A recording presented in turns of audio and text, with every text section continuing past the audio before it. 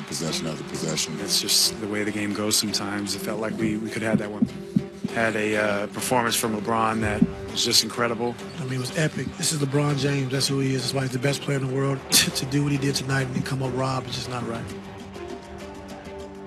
Back to the NBA now, and teams typically focus on two things during the off days in between playoff games: adjustments to X's and O's and treating any noteworthy injuries. The Warriors had two against the Cavaliers, one coming into the game and the other one happening early in the game. Klay Thompson went down after J.R. Smith slid hard into his left leg in the first quarter. Thompson went to the locker room with what was called a bruised left leg that needed retaping. He was back for the start of the second quarter, and apparently Klay was fine. He scored 24 points in the game, including 5 threes. More injuries, here's Shelley Smith. Klay Thompson insists his pain tolerance is very high because his older brothers used to beat him up in the driveway. He was limping around the locker room after game one, in which he was run into in the first quarter by J.R. Smith. And he was still limping Friday slightly as he left the facility. I had my knee replaced and I offered him my cane. He laughed and said no, he'd be fine. Steve Kerr says he's an incredible physical specimen. And indeed, he is the only Warrior to play in all 80 playoff games over the last 4 years. As for Andre Iguodala, Kerr said he is still doubtful for Game 2. You know, during his Hall of Fame career, LeBron James has had some strange misfortune in Game 1s of NBA Finals. 2014 Heat Spurs. Remember the Heat when the AC broke? It was some extreme conditions. I've never played in an NBA game like it was last night as far as the heat. It felt like the body failed me. So I was angry in the fact that, I couldn't help my team get over the hump. So the Spurs won Game 1 by 15 points that year. They won the series, their 5th championship, avenging the loss to the Heat the year prior. Man, I was there. It was hot. Next season, LeBron back with the Cavs. Overtime Game 1 against the Warriors and Kyrie Irving. Freak injury, breaking his kneecap. And Kyrie, just like that, done for the series. It's very tough to see. I see how hard he worked these last, 8 days just to get himself to play at this level tonight. And, to see him walk out the locker room in crutches just now, it's a tough blow for our team. Cavs lost Game 1. LeBron averaged almost 36 points a game for the series, but without Kyrie Irving and Kevin Love. The Warriors won in 6, their first title in 40 years. And then Thursday night, game tied, 4.7 seconds remaining. George Hill misses the free throw. J.R. Smith grabs it and then for some reason just dribbles out the clock with LeBron saying, dude, what? Bro. We got to move on. This game is over and done with. We got our opportunities. I would never give up on JR. It's not my MO. I don't give up on any of my players, so any of my teammates. Did you know if he knew the score? I mean, LeBron he's going to stick for JR, but he having that questioning. Again, LeBron issues in Game 1, Jay. For more, we welcome in 10-year NBA veteran Ryan Hollins. Okay, sir, what do you expect to see out of JR, LeBron, and the Cavs in Game 2 tomorrow night? Well, they're going to play better. And if you looked at Game 1, they followed the perfect game plan. Whatever Ty Lue drew up, they did it to a T.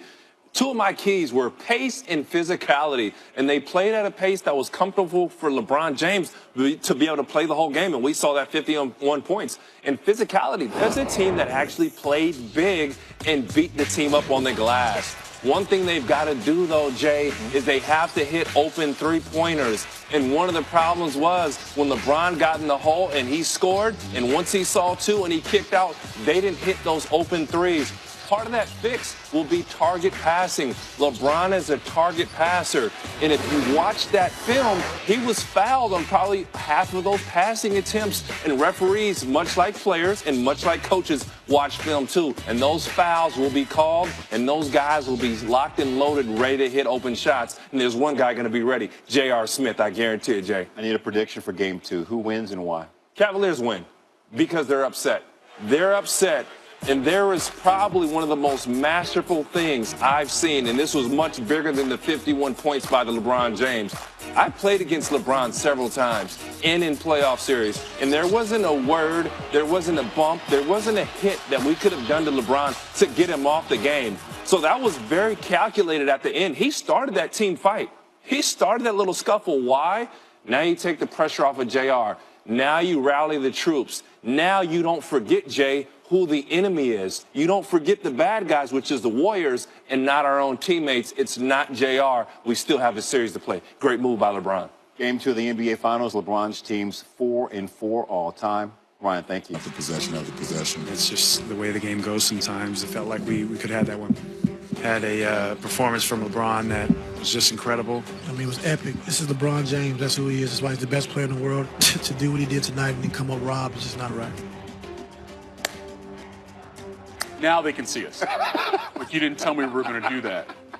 Meanwhile, bring it on you. Well, we're going to rehearse this later, but Okay. back to the NBA now. And teams, they typically focus on two things during the off days in between playoff games: adjustments to the X's and O's in game strategy and treating any noteworthy injuries. The Warriors had 2 against the Cavaliers, one coming into Game 1. The other happened early in Game 1. Klay Thompson went down after J.R. Smith slid hard into his left leg. He went to the locker room with what was called a bruised left leg that needed retaping. It looked really bad when it happened. But he was back on the court, start of the second quarter. He dropped 24 in the game, including 5 threes. Now more on the injury bug with Shelley Smith. Klay Thompson insists his pain tolerance is very high because his older brothers used to beat him up in the driveway. He was limping around the locker room after Game 1, in which he was run into in the first quarter by J.R. Smith. And he was still limping Friday slightly as he left the facility. I had my knee replaced and I offered him my cane. He laughed and said no, he'd be fine.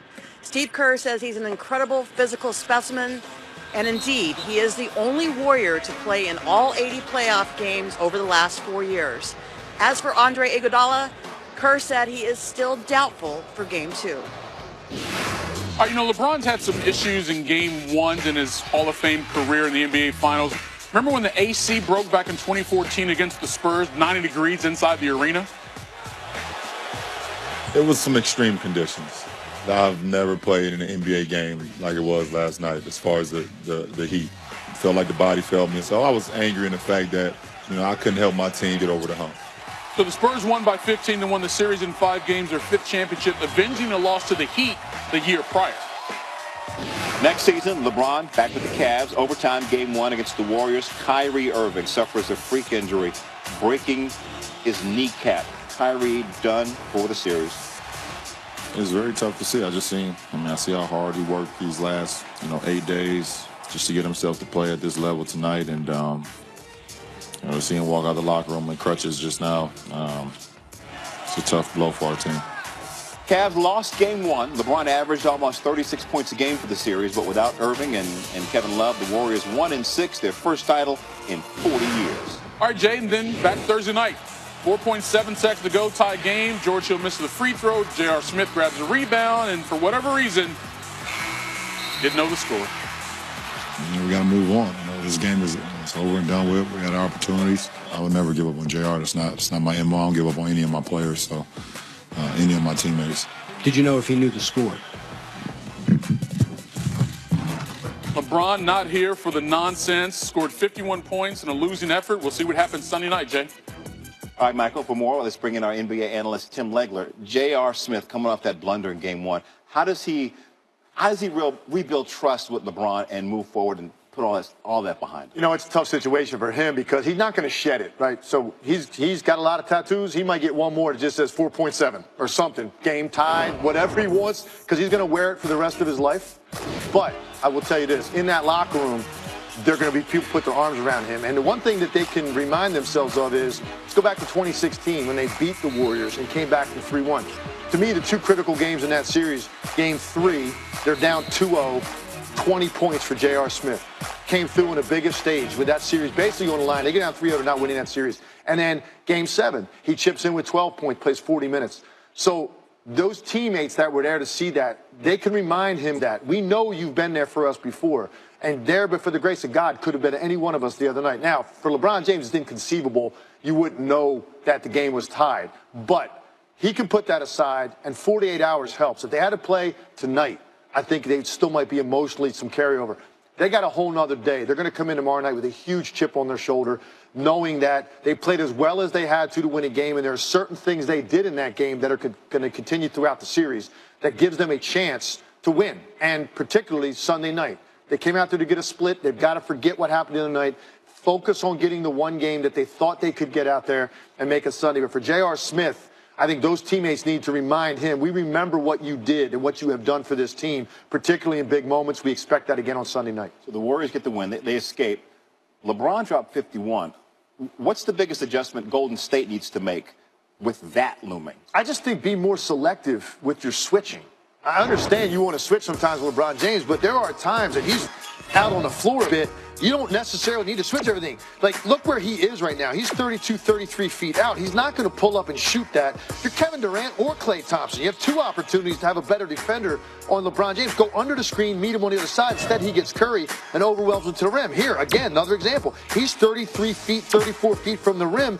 KD can go under that screen if Steph Curry gets into J.R. Smith's hip, and KD can meet him on the other side, and you end up with more possessions where the defender you want is on LeBron James. Because what's happening now, Jay, is LeBron is coming down the floor, and this is modern basketball in the NBA. And the best players, they look over the court and they go, well, who do I want to guard me on this trip? Right. And they call that guy over to set a screen, and they get that guy. Houston did it to Steph Curry repeatedly in the Houston series. So for Golden State, I understand you're afraid of giving up the three-point shot on a pick and pop or something like that. I just think you've got to discern where is LeBron when the screen is set. If he's at the three-point line, that's a different story. Inside of that, clearly. 35 feet out, I think you can go underneath, meet him on the other side, keep Klay or Draymond or Iguodala whenever he plays, whoever you want on LeBron James. Keep Steph Curry off him as much as you can, because if they continue to do that, LeBron James is going to have more scoring nights. Maybe not 51, but he'll be in the 40s. Tim Legler, always a pleasure. Thanks, Jay. Great news for Cavs fans. They're going to be at full strength for Game 2 tomorrow night.